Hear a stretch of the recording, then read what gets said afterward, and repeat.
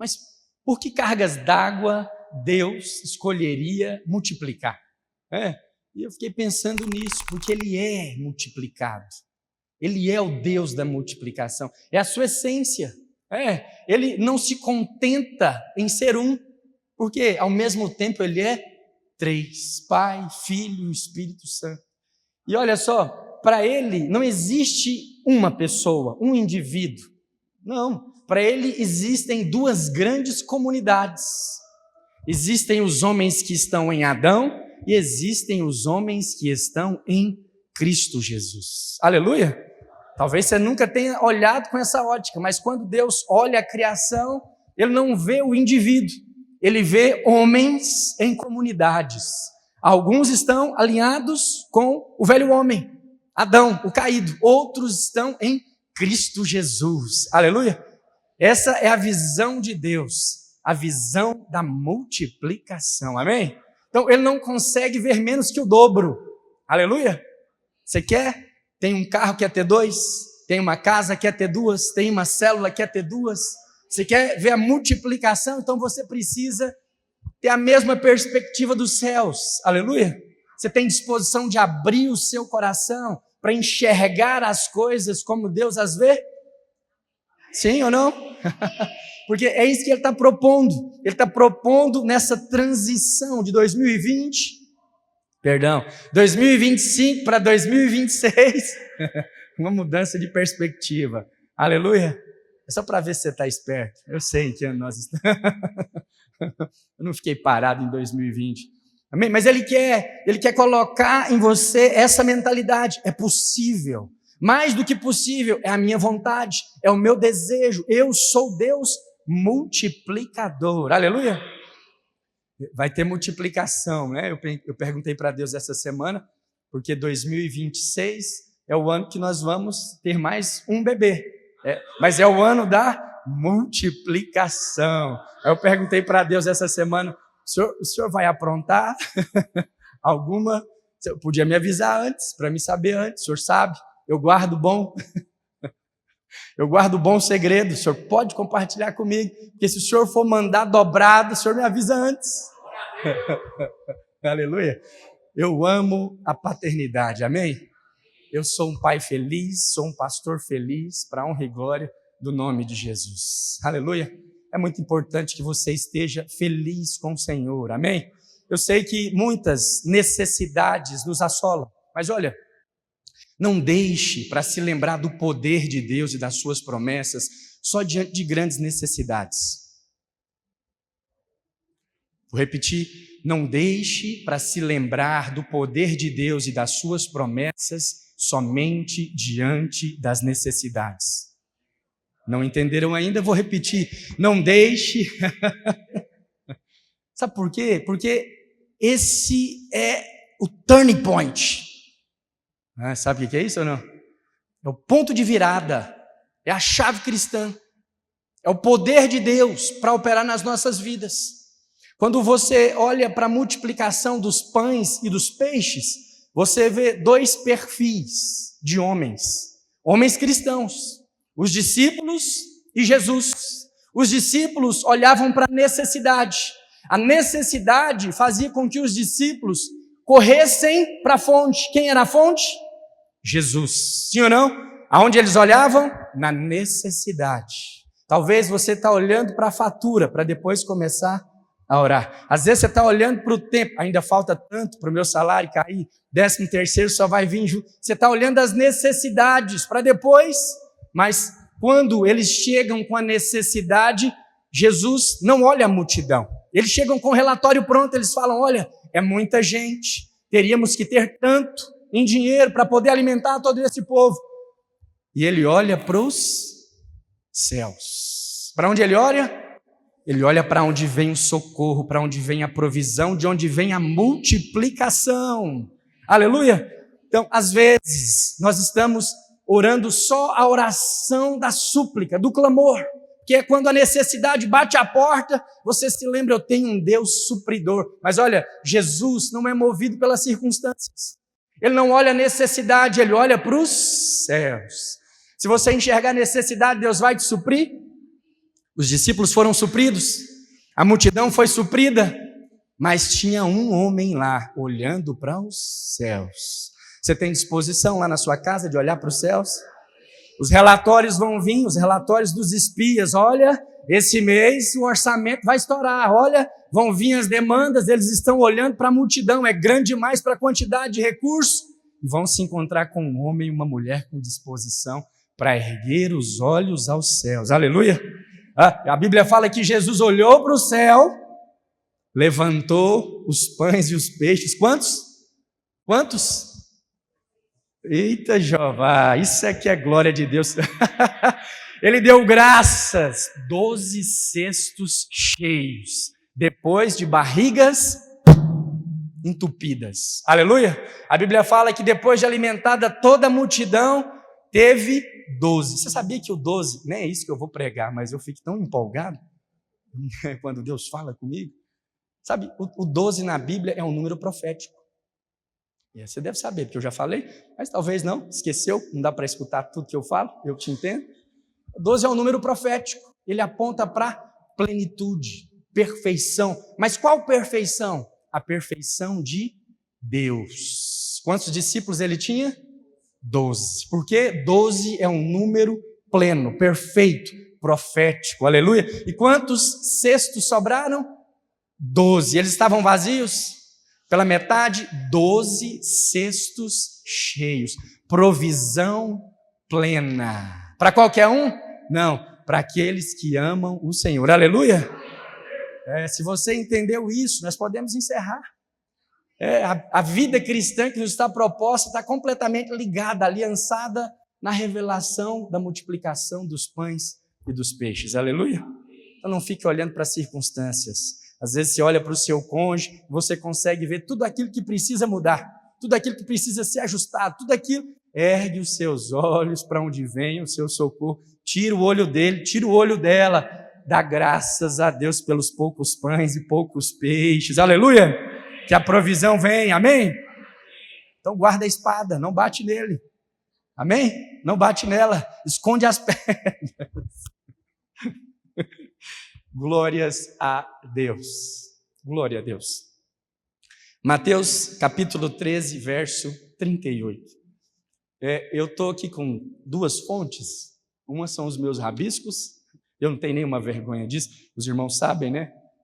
Eu prego que o pastor Aloysio prega. Então, as minhas inspirações são todas dele. Então, o que eu vou compartilhar com você, uma parte está aqui. A outra parte está aqui.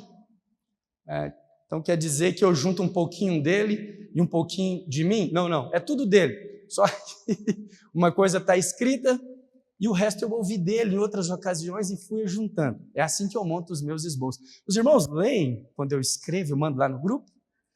Leem? Glória a Deus. Então, ali, às vezes você olha e fala, olha, o pastor sabe escrever. Olha, mas muito do que tem ali é Ctrl+C, Ctrl+V, amém? Mas Deus está me dando graça. Você vai vendo que os textos estão melhorando, né? Se você comparar aí os primeiros com esses agora, você vai ver que o pastor está avançando na gramática, na concordância, no ponto, na vírgula. Se você não está também nem aí para isso, ótimo, melhor ainda, amém? Vai pondo na conta do amor. Então, parte da mensagem está nesse livro. Na verdade, você tendo ele ou tendo acesso ao livro, você fez uma boa aquisição. A outra parte está aqui, mas na segunda-feira, na metade do dia, eu também vou mandar ela por escrito para todos os líderes. Aleluia? Para eles poderem ler, se fortalecerem e chegarem assim bem encorajados na cela para compartilhar com você. Mateus capítulo 13, verso 38. A Bíblia diz o seguinte: o campo é o quê? O campo é o mundo. A boa semente são o joio são tem duas paternidades aqui, dois tipos de pessoas. Uma é a semente, outro é o joio. Sabe o que separa o joio do trigo? A falta de sementes. Então, se você olha para a espiga do trigo, você vê ela se mistura ao joio. Mas quando você apanha o trigo, você debuia. É assim que fala no interior? Debuia a espiga, o que acontece? Tem trigo, tem semente dentro.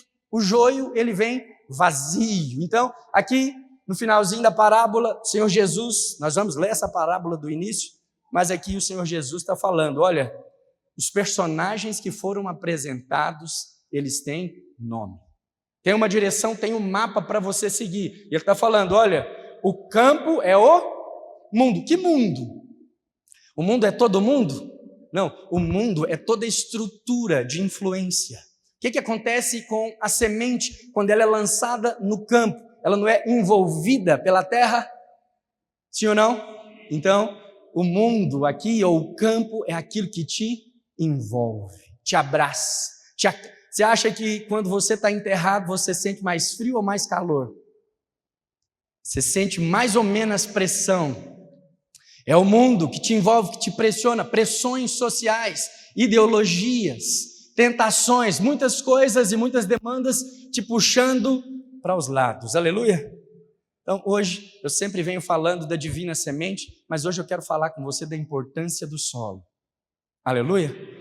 O solo, ele é tão importante quanto a semente. O solo onde você foi plantado, o lugar onde você está, as coisas que te cercam. Amém? Então, olha para a pessoa que está do seu lado e fala assim, olha, em que solo que você está plantado?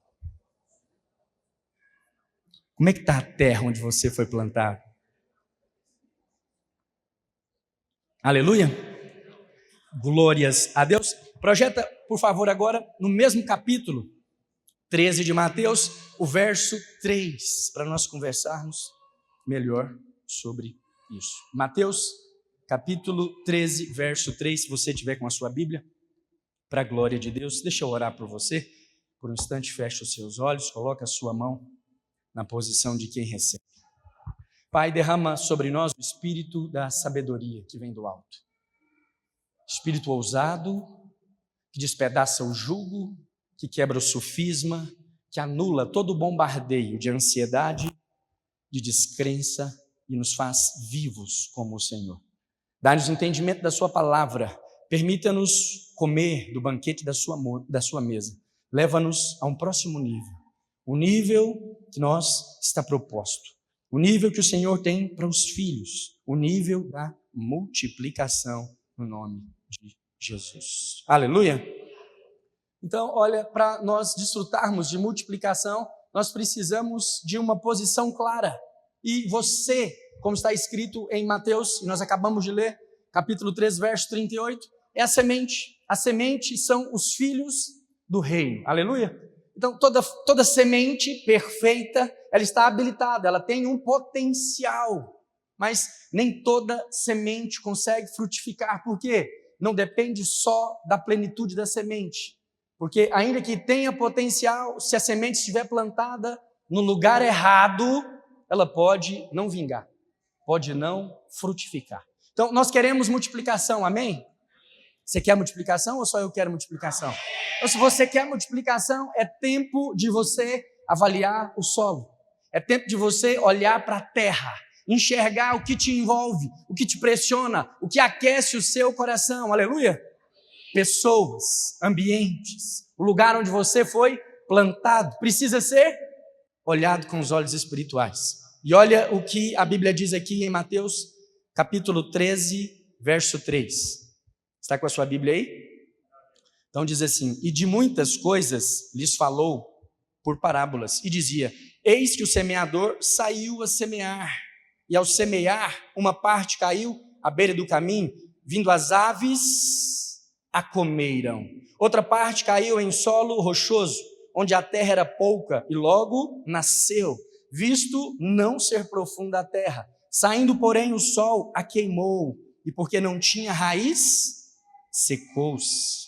Frutos rápidos, instantâneos, né? Resultados flash, né? São frutos assim, pouca terra, mas pouca terra também sinaliza pouca profundidade. Então, olha só, um semeador sai a semear. Você sabe, nós somos filhos pela graça mediante a fé.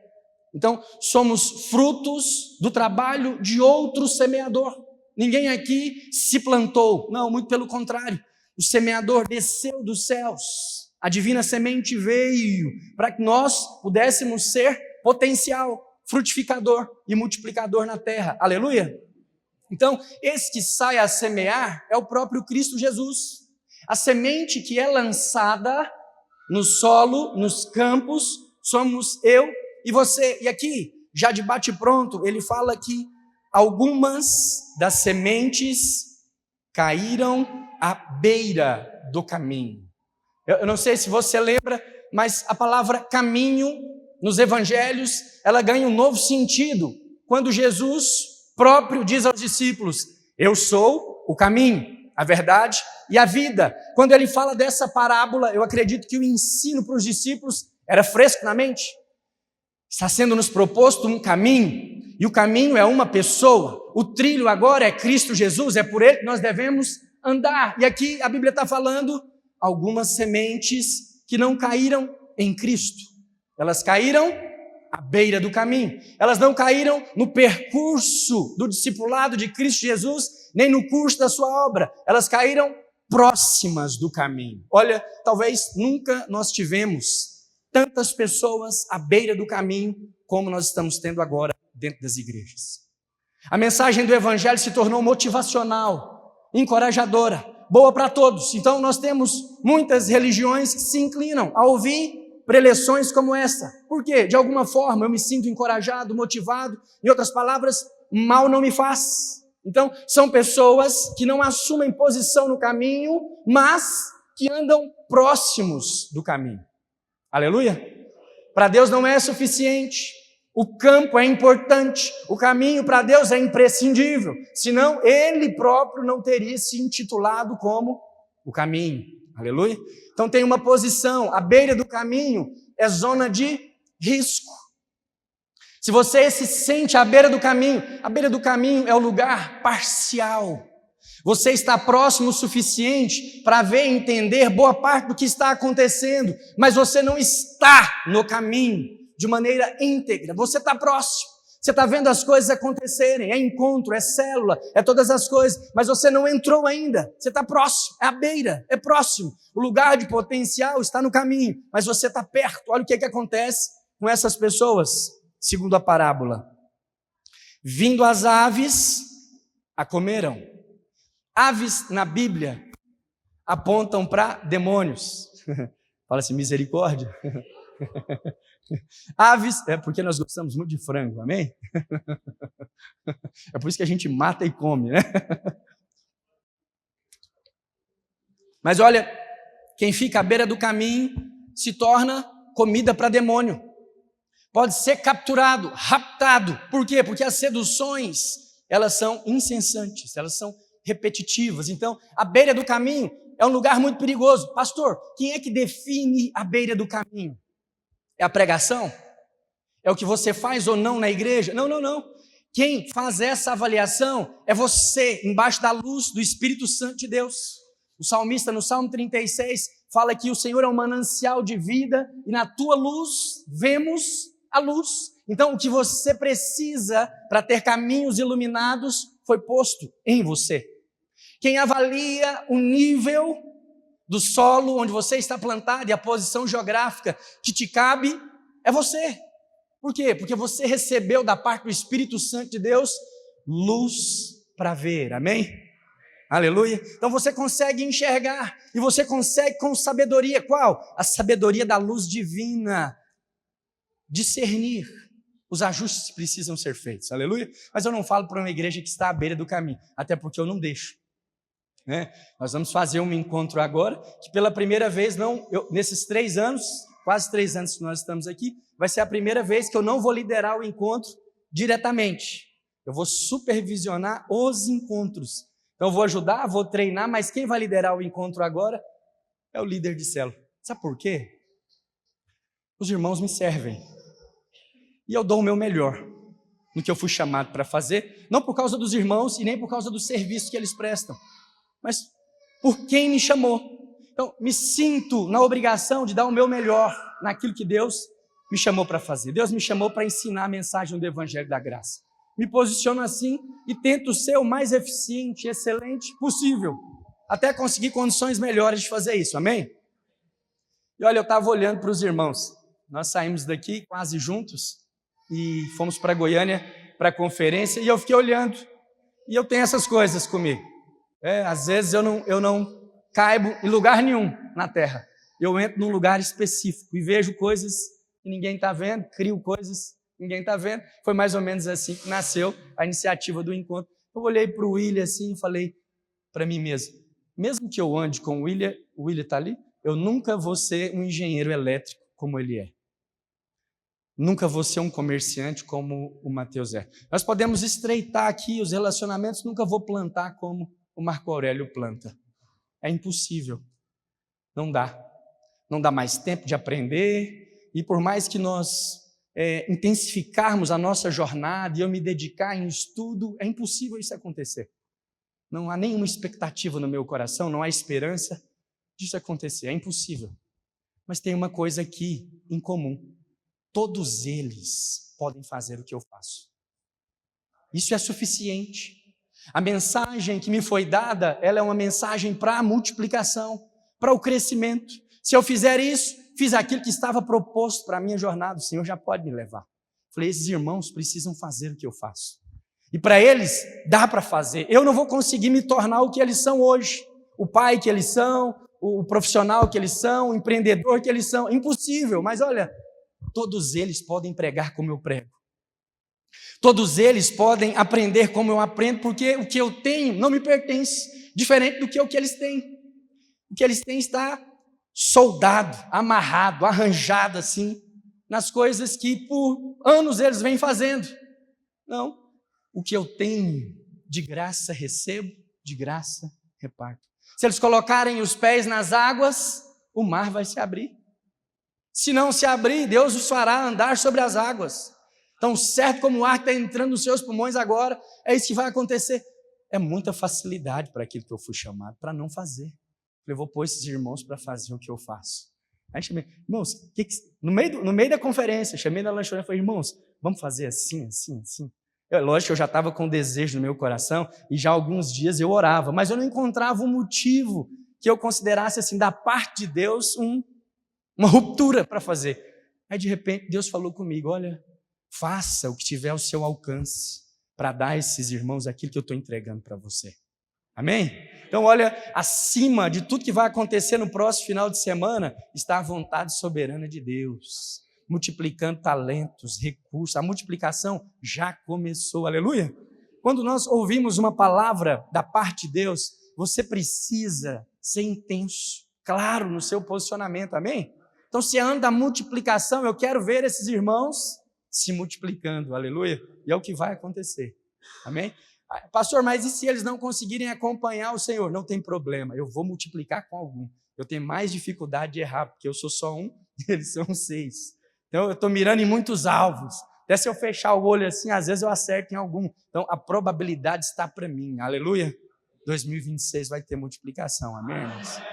Nós vamos multiplicar até o culto, para a honra e glória do nome de Jesus. Amém? Eu gosto muito desse lugar, muito mesmo. Porque nós chegamos aqui. Foi um desafio muito grande, porque a igreja que nós tínhamos na época não conseguia manter, e hoje ainda temos, assim, as nossas aventuras para se manter neste lugar, porque é um lugar muito bom, em vista do que nós temos de opção na cidade. Mas tudo isso custa, então isso foi muito desafiador. Então, eu tenho, assim, um certo carinho por esse lugar. E eu tenho um desejo muito grande pela multiplicação, amém? Então, a primeira coisa que nós vamos fazer aqui é multiplicar o culto. Foi pouco, amém? Mas não preciso da sua fé. Eu caminho pela minha, que Deus me deu. Então, nós temos hoje 90 cadeiras. Quando o problema se instaurar, nós não tivermos mais lugares para todo mundo, nós não vamos abrir outra igreja, nem vamos procurar um lugar maior. Nós vamos trabalhar mais para um... Eu consigo pregar 2 vezes por domingo, aleluia? Nós vamos para o segundo culto de manhã, aleluia? E aí, aconteceu a multiplicação no primeiro semestre, no segundo semestre, mais um culto, aleluia? Vamos ter um culto de manhã, um culto às 5 horas e um culto às 19 horas. Por quê? Porque aí os irmãos já se multiplicaram, já consigo pelo menos um desses para pregar no intervalo, aleluia? Porque 3 já é o desafio maior, amém? Você consegue vir comigo na visão? 3 cultos, 3 vezes esse prédio cheio, aleluia. Olha, matematicamente isso para mim é a menina dos olhos. Porque o custo fixo vai ficar praticamente o mesmo. Só que a igreja triplicou, multiplicou. Aleluia! É muito bom. Olha, tudo que é de bom no reino de Deus está atrelado à multiplicação. Multiplicação. Dificuldade financeira no ministério é falta de crescimento. Aleluia! Quando as irmãs não encontram no meio da igreja opções para se relacionarem, ou os irmãos também não encontram opção, sabe o que está faltando? Crescimento. Uma igreja grande, você tem opções. As irmãs podem escolher entre os varões solteiros, e os varões podem escolher, mas enquanto é pequenininho fica tudo muito assim. As irmãs que estão à procura não podem olhar para o lado, porque o que tem já está amarrado, vai ser mal interpretada. Por quê? Porque está pequenininho. É ou não é? Não fica com vergonha não estou falando, dando recadão, pode ficar em paz, amém? Vou olhar aqui para quem é casado, que aí não fica tranquilo. Mas é assim, né? Você precisa ter liberdade, você que é solteiro precisa poder erguer os olhos e olhar o panorama, é ou não é? Sentir o cheiro das flores, é assim ou não é? Pelo menos eu acho que era, agora eu já não sei mais, porque eu já não faço mais isso há muito tempo, já 14 anos com essa moça aqui, eu não olho mais nem para a ponta da botina. Não dá tempo, né? Porque eu tento, o menino já passou correndo, quando é o menino é o discípulo, e a vida vai seguindo, para a honra e glória do nome de Jesus. Aleluia? Voltando para o nosso texto, que eu estou ficando velho e prolixo. Amém? Outra parte caiu em solo rochoso, onde a terra era pouca, e logo nasceu, visto não ser profunda a terra. Saindo, porém, o sol, olha, o sol é a brilhante estrela da manhã, é o astro do dia, é o personagem. Você já viu que invariavelmente, seja você um homem ou uma mulher motivado ou não, quando você acorda pela manhã e o sol não aparece, o dia não fica assim com um tom triste? Ou é só eu que tenho essa percepção? Eu sei que às vezes está tão quente que você dá até glória a Deus, né? Mas o sol, ele traz um brilho para a jornada, né?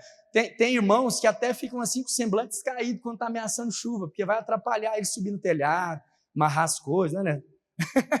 Vai ficar desafiador. Eles olham assim, então, olha, quando o sol brilha, ele manda um recado: fiz novidade, tem terreno para você explorar. Aleluia?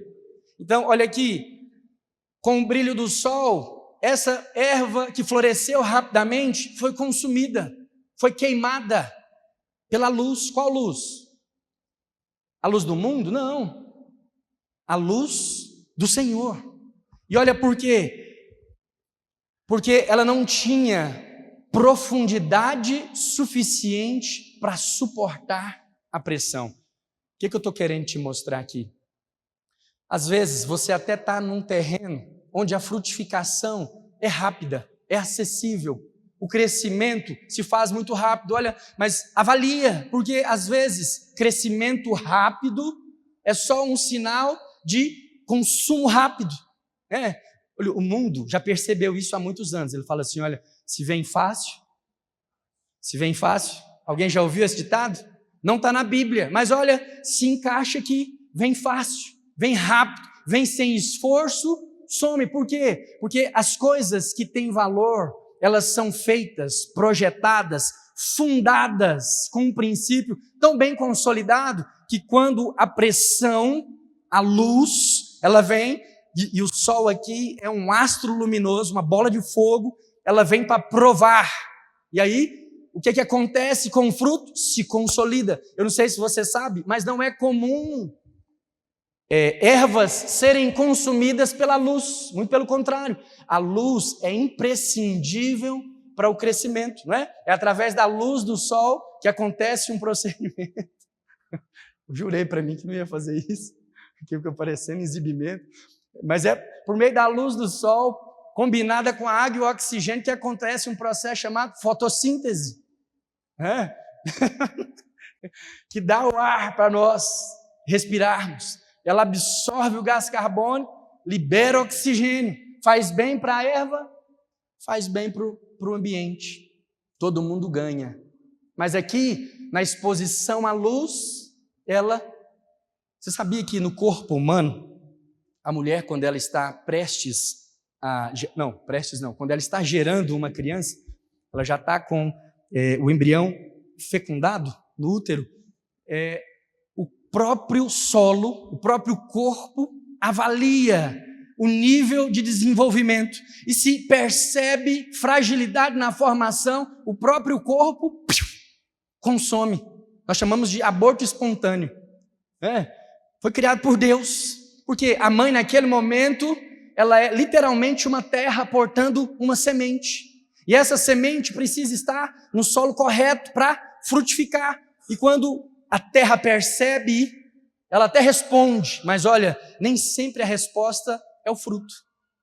Às vezes a resposta é a morte, a escassez, a aridez. E é resposta também. Por quê? Porque havia má formação. A semente estava posta. Olha, a semente, para ela ser fecundada, ela já deu sinal de possibilidade, ela tem potencial. Mas, no caso da formação da desenvoltura, se ela não tem consolidação e firmamento, o que acontece? Ela é consumida pelo próprio corpo. Aleluia? Então, existem sementes à beira do caminho, existem sementes em solos rochosos. A quantidade de terra não é suficiente para o enraizamento. Ixi, acho que eu inventei essa palavra. Mas para as raízes se firmarem. Aleluia? Saindo, porém, o sol a queimou, e porque não tinha raiz, secou-se. Outra caiu entre os espinhos, e os espinhos cresceram e a sufocaram. Outra, enfim, caiu em terra boa e deu fruto, 100, 60 e 30 por 1. Verso 8, vamos parar por aí. Então, olha só, existe uma terra que cai, existe uma semente que cai entre os espinhos. O solo é bom, mas tem limites. Olha, durante um tempo eu me tornei perito em conhecer os meus limites. Eu aprendi algo muito valioso com o Senhor e com o Espírito Santo nesse tempo, porque eu tenho muitas limitações, muitas mesmo. Sou uma pessoa tímida, sou uma pessoa difícil de se relacionar, eu sou mais pela reflexão, a meditação, do que pelo entrosamento. Quando eu tenho que falar, falo muito. Então, tenho muitos problemas de personalidade. E não é difícil, quando você é exposto à liderança, você perceber as suas limitações. Então, eu percebi muitas vezes limites ministeriais. E eu percebi também que Deus envia as rupturas, né? E quantas vezes eu estava numa célula que eu queria um ambiente. Eu lembro de uma das primeiras células que nós rompemos lá em Goiânia, que estourou o crescimento. Ela era travada no louvor. Nós ligávamos o louvor, eu escolhia as músicas assim, com muito fervor, com muita paixão, mas o louvor não rompia e eu não conseguia conduzir. Eu gritava, eu dava panfletinho, eu fazia de um tudo, porque eu queria um ambiente de adoração. Eu queria, sim, sentir o mover da pregação. Não acontecia. A esposa está aqui, coloquei televisão, mudei o som, dei letra. Eu vou com intensidade no negócio, eu sou criativo, tentei de várias formas e nada. Eu falei, preciso fazer alguma coisa, não estou conseguindo. Mas uma coisa eu fazia, eu orava. Não conseguia, encontrei um limite, não dou conta. Estou limitado, não tem recursos, não tem talento para fazer isso. Um belo dia chega uma irmã, uma bênção. Aí, assim, ela até falava um pouco assim a mais do que precisava. Mas no louvor, meu Deus do céu, essa irmã dava uns gritos, orava em línguas, rodava no meio, impunha as mãos e começava a profetizar. Até hoje eu arrepio quando eu falo. Era aquilo que eu queria, mas a partir de mim não acontecia. Aí de repente a ruptura chega. Era dessa pessoa que eu precisava. Aleluia. Eu não precisava por mim, não precisa ser tudo ligado a você, né? Mas a pessoa chegou e deu o tom. E aí, agora eu estava no descanso. Eu escolhia 2 músicas, a terceira eu já escolhia aquela que eu tinha certeza que ia acertar o coração da irmã. Chegava, colocava 2 músicas, rodava, todo mundo bem comportado, ela se segurando, mas quando começava a terceira, era fogo no negócio. Eu até clicava assim na luz, assim, para dar uma sombreada, e o pau quebrava. Eu falei, pronto, agora a célula aconteceu. Os irmãos foram cheios, porque eu vi uma necessidade. Então, temos limitadores, e nós precisamos perceber. Por quê? Porque se o Senhor te fez semente, te lançou numa terra chamada mundo, Ele tem uma expectativa. O solo se tornou imprescindível. Agora, ainda que a terra seja boa, você tenha potencial de germinar e crescer. Se há limites no seu crescimento, há perigos na sua frutificação. Então, espinhos abafam. né? Talvez você não teve a oportunidade de pular em algum lugar para buscar a bola que caiu. E do outro lado, por exemplo, a bola está engarranchada numa roseira. E aí você tem que passar ali embaixo do arbusto para pegar a bola e depois sair, né? Isso acontecia. Quando eu era molequinho e jogava bola na rua, isso acontecia. E na época nós tínhamos o péssimo costume, né, de ficar na rua, não sei porquê, de short sem camisa, só com a chinela que virava gol. A chinela virava gol e pau quebrava, bola caía lá, se não tinha cachorro você pulava e ia resolver o problema. As costas, né, voltava como se você tivesse brigado com um gato, todo arranhado, todo riscado. Por quê? Porque é assim a vida coberta por espinhos. O que vai acontecer com algum potencial que toda vez que ameaça crescer leva uma espetada? O que você acha que vai acontecer com algo vivo que quando tenta se movimentar ele sente uma perfuração, um desconforto em todas as direções? Essa semente aqui caiu nesse ambiente.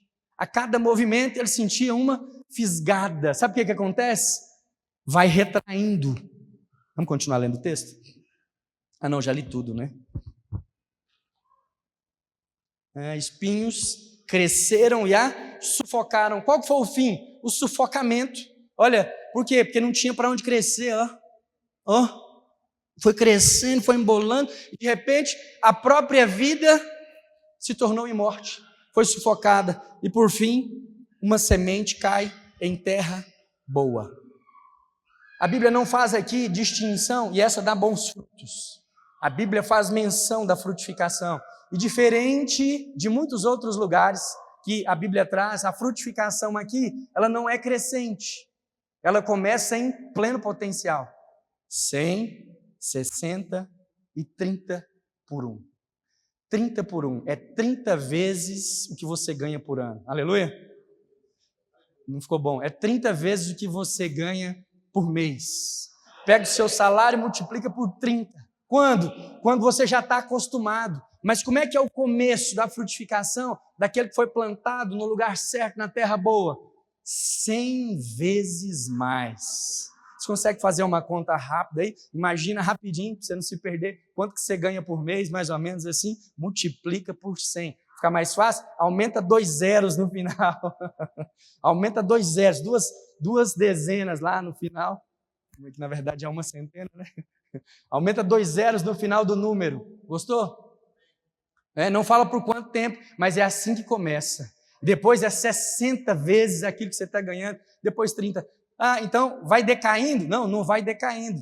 A necessidade vai diminuindo, aleluia? Sim ou não? Os irmãos não entendem matemática. Vou ajudar você a entender prosperidade. Amém? É o seguinte, a conta é assim, você tem 1 vezes 100, ok? Vamos supor que seja no primeiro ano, a 100 por 1 no primeiro ano. Então o que você ganhava anualmente, multiplica por 100, ok? No segundo ano, você tem o mesmo tanto do começo, só 1? Não, você tem 100 vezes mais. Agora você pega aquilo que foi multiplicado 100 vezes mais e multiplica por 60 vezes mais. Aleluia? Agora você entendeu, né? Aí por fim você vai pegar tudo isso e multiplicar por 30 vezes mais. Sabe o que está acontecendo nesse percurso? Você ganhou muito no primeiro ano, isso requereu muito de você, depois você vem descansando, porque no final 1% vai ser suficiente para você garantir o resto dos seus dias na terra. Aleluia! Vocês não gostaram do final da conta, mas é porque são ruins de matemática. Vocês não entenderam como que é a matemática dos céus ainda. Mas Deus não tira, acrescenta, aleluia? Então, olha, trazendo para os nossos contextos, para a vida da igreja. A semente é a mesma para todos, mas o solo, ele é decisivo, ele é o ponto de equilíbrio. O que vai acontecer com a semente depende do solo. Então, o que nós poderíamos considerar como espinhos aqui? O pastor Aloysio escreve que são aqueles amigos que continuam tentando levar você de volta para os caminhos do mundo. Então, você faz uma decisão, você inclina o seu coração para a mensagem do Evangelho, mas volta e meia alguém te espeta, te dá uma espetada fazendo você olhar naquela direção. E qual que é a direção? Normalmente é a direção da qual você veio. É a direção do futebol, é a direção da cerveja, é a direção das alegrias desse mundo. Tem algum problema nelas? Não, mas muitas das vezes é o que te seduz, mina suas forças e às vezes trazem setas diante daquilo que Deus tem prometido para você. Às vezes em cenários assim que parecem se tornar comuns, é que você ouve coisas e vê coisas, sente cheiros que você não precisava e acaba tendo experiências que comprometem completamente a sua frutificação até o ponto de sufocar. Aí o casamento se torna insuportável.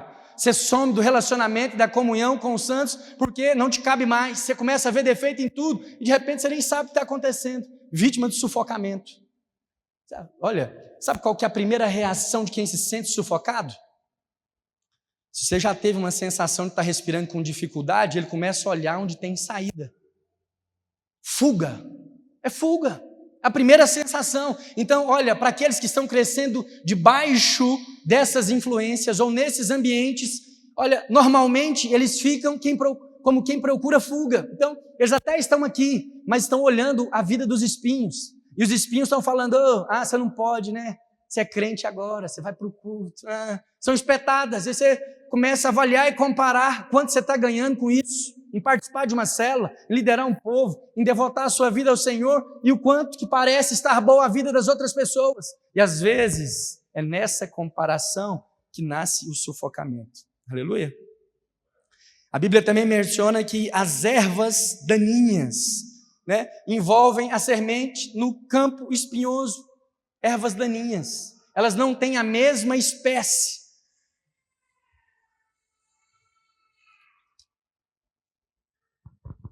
Da semente, mas estão plantadas no mesmo solo.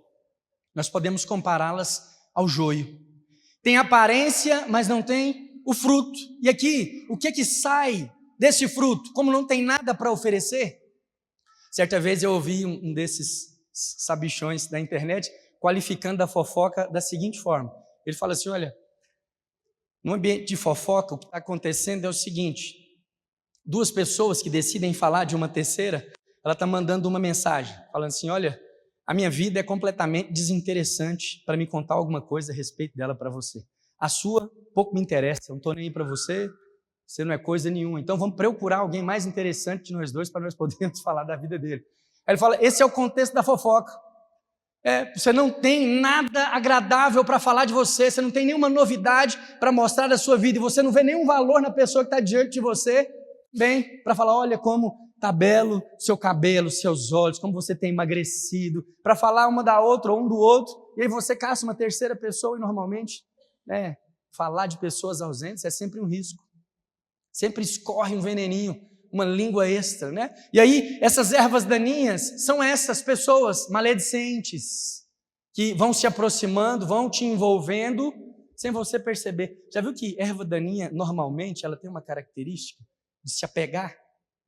Ela nasce ali no pé do quintal e ela vai esparramando, ou ela vai abraçando o potencial e de repente ela toma tudo. Eu lembro que na minha infância, minha avó deixou nós plantarmos um pé de chuchu no pé de uma macaúba gigante.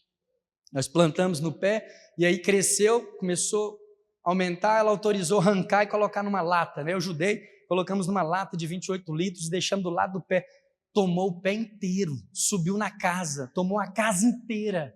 Tinha assim, chuchu, toda festa agora de aniversário, Natal, almoço de Páscoa, tinha suflê de chuchu, chuchu picadinho, chuchu na salada de maionese, tinha chuchu para todo lado, sacolas, tinha dia que você colhia o chuchu, pegava 3, 4 sacolas do Carrefour, acho que não vai ter problema, o canal é pequeno, fazia propaganda, colocava assim, para ver se alguém passava e pegava alguns, porque não tinha mais quem aguentasse comer chuchu. Virou uma praga, tanta frutificação. E a macaúba morreu. Ela apodreceu e morreu sufocada. A árvore tinha bem menos potencial que ela, bem menos. Começou de maneira inofensiva, mas foi ganhando espaço, foi abraçando e matou alguém gigante. E olha, eu acho que isso serve para nós. Se nós estamos aqui aspirando à frutificação e à multiplicação que vem de Deus, cabe a nós olharmos o terreno que nós estamos. Se há espinhos nos atraindo para outras direções, outras falácias, te atraindo para comparação, ou se há pessoas, hoje nós temos muita difamação no meio cristão. E olha, o pior é entre os irmãos.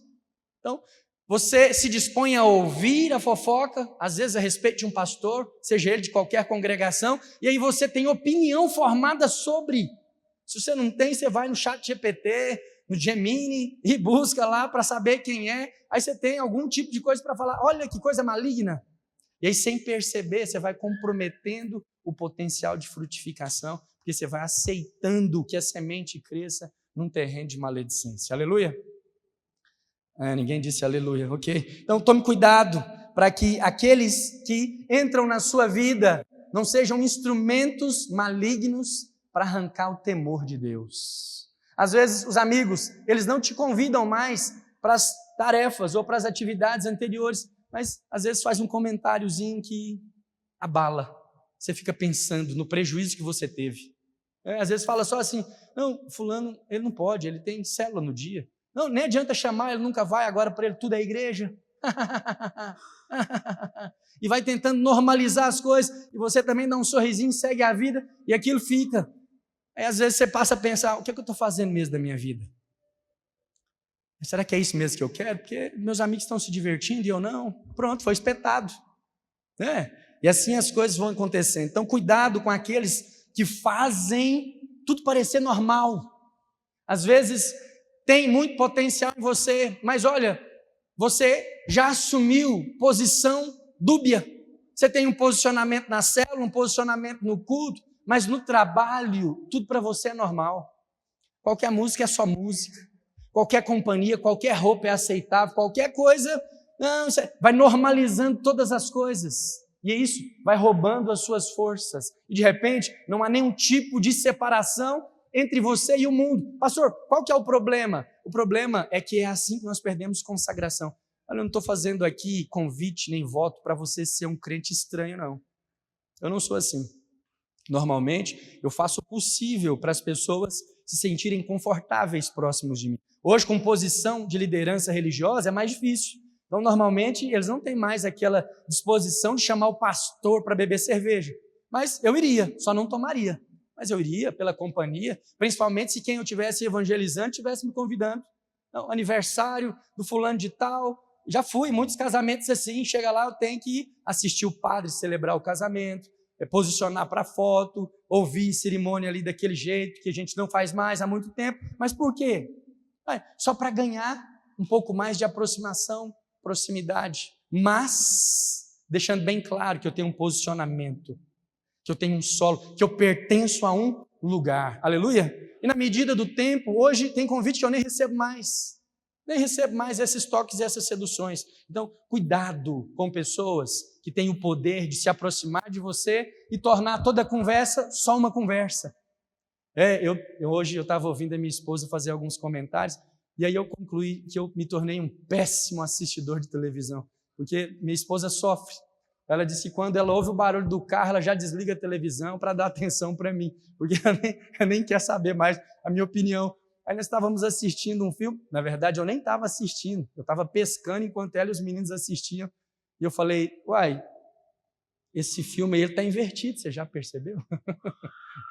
Aí o cara que era o inimigo, ele se parecia mais com Deus do que os super-heróis. Eu falei assim, primeiro, Deus é soberano, do lado de cá parece que tem uma democracia, isso aqui é o governo do anticristo, os papéis estão invertidos, isso é coisa do diabo.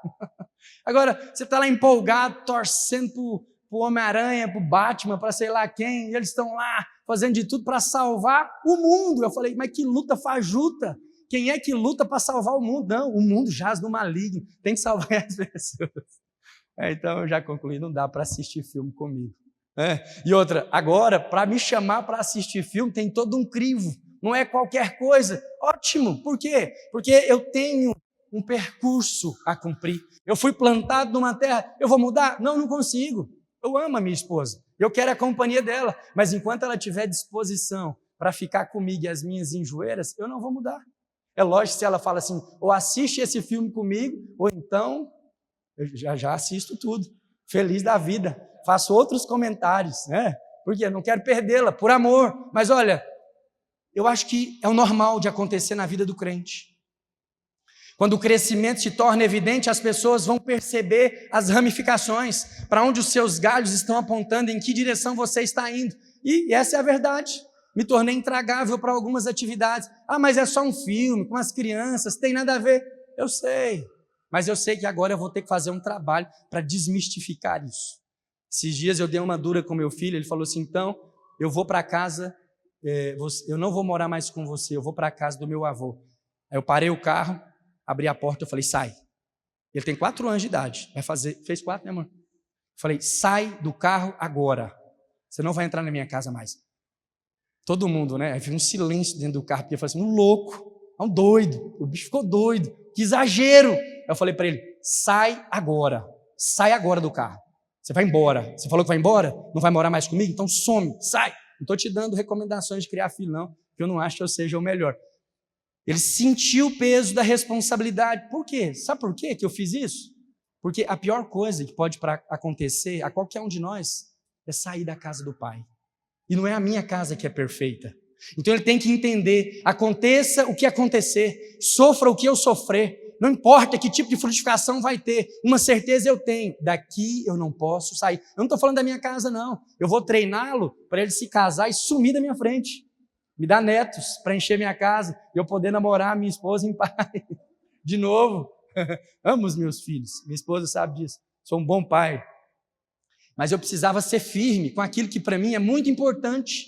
Então ele não pode viver cogitando sair da casa do pai.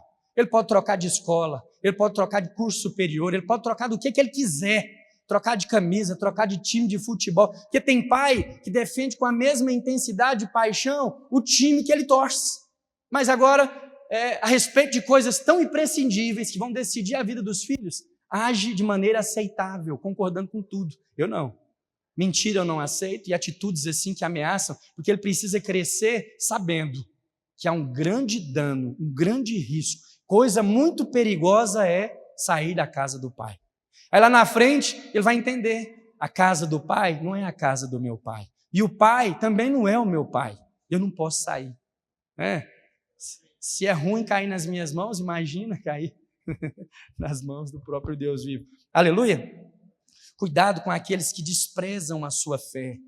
Piadinha a respeito da sua crença. Às vezes é sutil, né? Às vezes é numa brincadeira. Ora aí, pastor.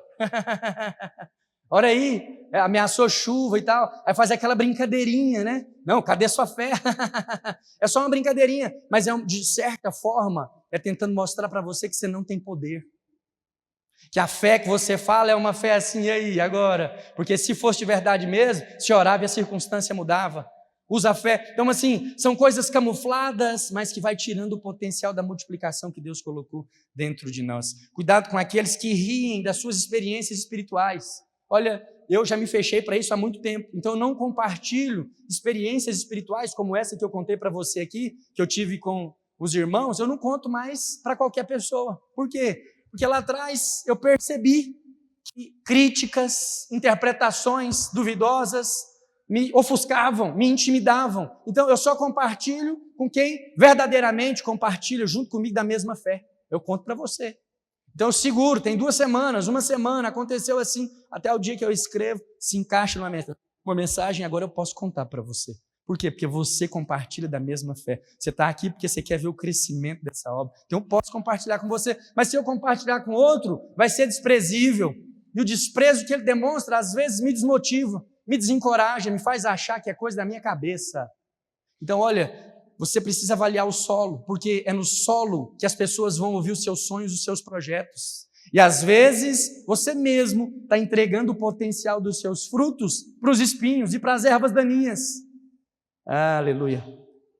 Amém? Não vai dar tempo, como sempre. Gênesis capítulo 12, verso 1. Vou dar alguns exemplos bíblicos, mas mesmo assim eu consigo fazer uma boa parte aqui com você. Amém? Não desmotiva não. Gênesis capítulo 12, verso 1. Se você tiver com a sua Bíblia, comecinho dela. Ora, disse o Senhor a Abrão, sai da tua terra, da tua parentela. E de onde? A Bíblia, ela é cheia de poder. Fala assim, ó, a Bíblia é cheia de poder. A Bíblia é cheia de riqueza. Olha só, ele fala assim: ora, disse o Senhor a Abraão, sai da tua terra, da tua parentela. Não seria suficiente? Sim, o pai não faz parte da parentela? Mas parece que tinha uma possibilidade de não ser. Ele faz questão de falar assim: olha, da casa do seu pai. Pode ser, não sei, vou plantar isso aqui agora. Pode ser que Abraão era muito chegado ao pai. Se você ler a história, você vai ter impressão semelhante. Ele está falando assim: olha, sai da terra, sai da tua parentela. E deixa eu te falar, sai de perto do seu pai. Está dando um conselho para ele. Poderia passar batido, porque parentela inclui todo mundo. Era para ele sair sozinho, mas ele decide. Quem que era o pai? Volta, por favor, verso 11. Capítulo 11, verso 31. Só volta para me ver o que acontece. Volta para o versículo anterior. Ou então você digita aí, Gênesis 11, 31. Tomou Terá a Abraão, seu filho, e a Ló, filho de Arã, filho de seu filho, e Sarai, sua nora, mulher de seu filho, Abraão, e saiu com eles de Ur dos Caldeus para ir à terra de Canaã. Foram até Arã, onde ficaram, permaneceram. Eu voltei para ver quem que era o pai, eu queria lembrar do nome. Aí eu cliquei, né? Essa Bíblia nova, ela te dá alguns recursos. E quando você clica no nome Terá, no original é Terak. E sabe o que significa? Chuta. Demora. Significa demora. Parado. Paralisia. Acampado. Olha, esse era o nome do pai. E aí Abraão está falando para ele, olha, você sabe, o curso da vida de Abraão, qual que vai ser? É o curso da esperança.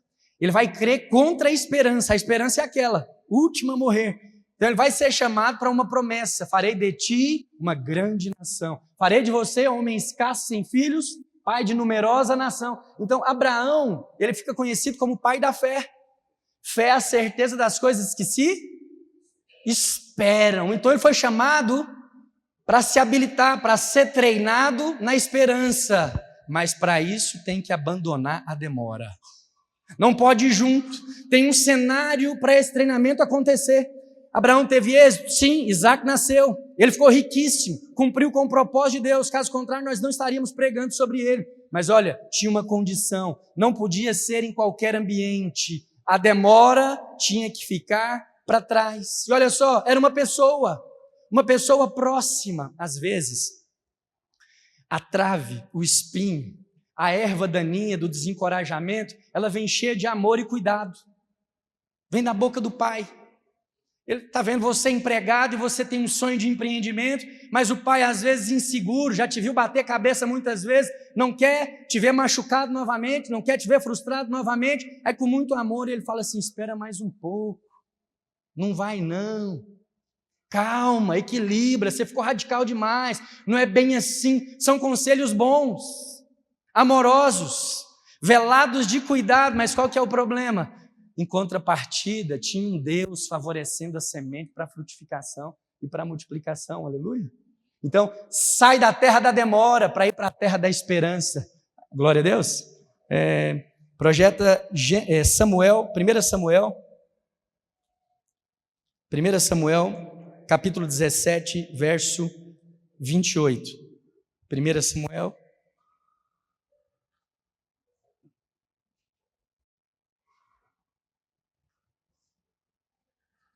Samuel.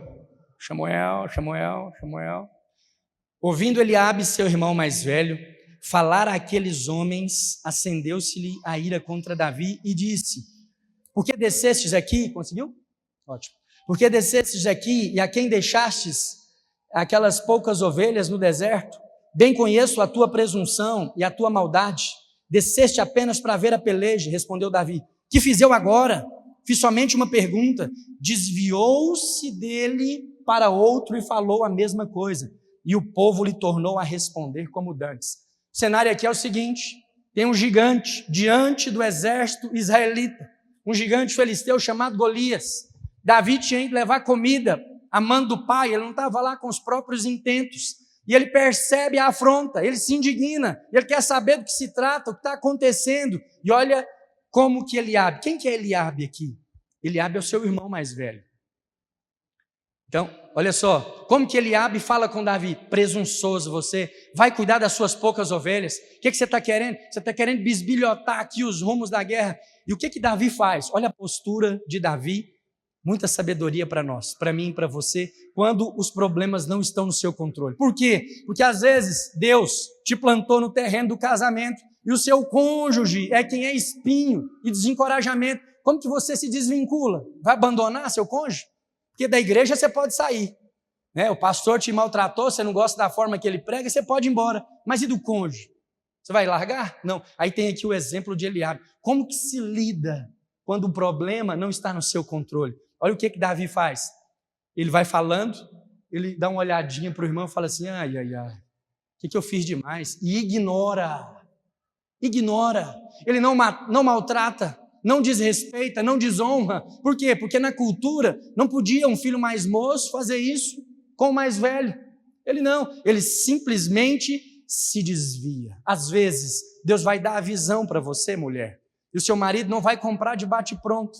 Ele vai falar, essa mulher é presunçosa demais, está inventando coisas. Olha, então, assim como Davi faz com Eliabe, é tempo de você se desviar e seguir na direção daquilo que tem. O que acontece aqui? Davi estava indo numa direção. Qual que é a direção que Davi estava indo?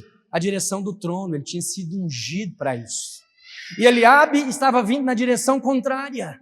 Golias se pôs naquela posição. Ele precisava ser vencido. Ele ia atrapalhar os planos de Deus. Não era a presunção de Davi, era a clareza do propósito. Davi percebeu quem era o inimigo. Quem que era o inimigo de Israel?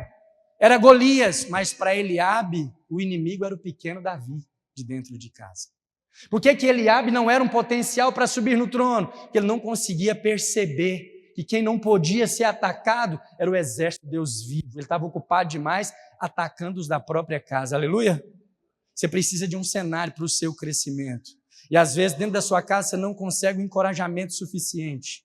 Olha, tem duas formas de você discernir isso. Uma delas é a sabedoria. Às vezes seus pais são homens de Deus e eles realmente sabem o que estão fazendo, o conselho que eles estão dando. Às vezes sua esposa é muito cheia do Espírito Santo para você ignorar os seus conselhos, mas às vezes é só uma seta de desencorajamento.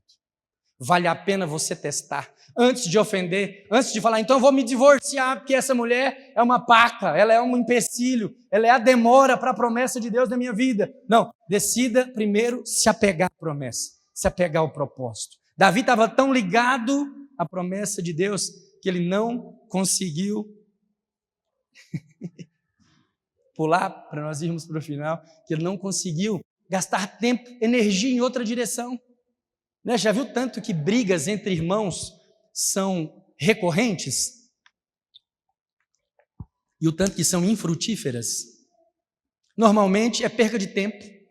Normalmente o fruto da discussão, ainda que você tenha ou não razão e cheguem ao ponto comum, não muda muita coisa.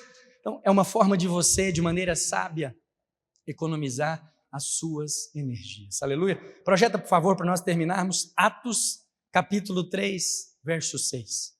Uma semente em potencial precisa de uma ruptura. Ruptura, aleluia? E aqui em Atos, capítulo 3, pela primeira vez na vida, eu nunca tinha enxergado isso, mas eu enxerguei um detalhe, eu faço questão de compartilhar isso com você. E eu vou escrever isso lá também para você lembrar depois.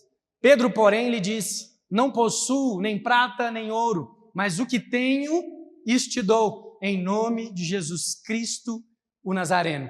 Anda, ponto de exclamação. Anda, ponto de exclamação. Vai para o próximo verso. E tomando-o pela mão direita, o levantou imediatamente. Os seus pés e tornozelos se firmaram. O milagre aconteceu. Volta para o verso anterior, rapidinho. Às vezes, você tem todo o potencial. Você tem um conhecimento, tem um talento. Você é promissor. Está na terra certa. Só que você precisa só de um sacode. A história aqui, ela envolve um coxo de nascença, assentado na porta do templo. Então ele estava na terra certa. Ele estava no lugar onde toda a riqueza que Deus derramaria sobre a terra passaria. A entrada do templo chamado Formosa não era qualquer templo, era um templo de boa reputação, de boa aparência. Ele estava sentado a pedir esmolas e ele encontra com um homem de Deus. Nesse dia ele não recebe ouro nem prata. Muito pelo contrário. Pedro fala para ele, olha, e sei que você está pedindo, eu não tenho, mas aquilo que eu tenho, eu te dou. Levanta e anda. E olha só, não aconteceu. Em nome de Jesus Cristo, o Nazareno, anda! Não andou. Não andou. Só com a palavra não deu certo. Só com a pregação de domingo não deu certo. Só ouvindo no discipulado não foi suficiente. Próximo verso. Pedro apelou, pegou na mão, levanta aqui. E quando ele levanta, as pernas se fortalecem. Olha, tem semente que está tão desencorajada que precisa se encontrar assim com o homem de Deus. Às vezes você precisa de um pá! Olha, são muitos irmãos. Quando eu faço o nosso relatório, há 112, 115 irmãos. Mas entre todos esses, tem alguns que já tiveram um encontrão com Pedro. Talvez foi você que já me viu assim um pouco mais nervoso. E olha, é muito gracioso, porque a maioria desses que trombaram comigo em algum momento, eles ficaram assim, uma pérola. Uma pérola. As esposas amam os encontros. Eles amam, elas amam. Tem esposa que fala assim, o marido pede uma opinião, ela já fala assim, fala com o pastor. Fala com o pastor, por quê? Porque ela quer ver o negócio assim, com muita luz, com muita presença de Deus. Então, em outras palavras, ela chama Pedro para te ajudar. Aleluia! Eu sei que há muito potencial em você. Você é divina semente, assim como o Senhor Jesus, está plantado no lugar certo. Amém? Quero declarar sobre a sua vida que os Pedros estão vindo na sua direção. Ele já mandou você se levantar e andar na direção da multiplicação, mas às vezes você ainda está assim perdido, sem saber qual é a direção. Ele vai tomar você pela mão, te dar um sacode, te colocar de pé, você vai sentir as pernas firmes. Próximo verso, 8. De um salto se pôs de pé, passou a andar e entrou com eles no templo. Ele foi para o lugar certo, era lá dentro que ele tinha que estar. Mas por quê? Porque o milagre aconteceu para a honra e glória do nome de Jesus. Vamos ficar de pé? A equipe de louvor pode subir para a honra e glória do nome de Jesus. Escrevi 1 quilo, falei 500 gramas. Aleluia! O Senhor é bom em todo o tempo. Quantos aí estão dispostos a ter um encontro com Pedro assim? São? Levar um sacode? Às vezes você não vai ouvir o que você gostaria, você vai ficar até meio atordoado, meu Deus do céu, trombei, achei que era uma bis, parece um Scania agora, foi forte demais, sacudiu a minha cabeça, mas glória a Deus por esse encontro. Aleluia, uma enfermidade de anos, décadas, de uma vida inteira se encontrou com a cura perfeita do Senhor Jesus, porque alguém usou de ruptura. Vai acontecer isso na sua vida.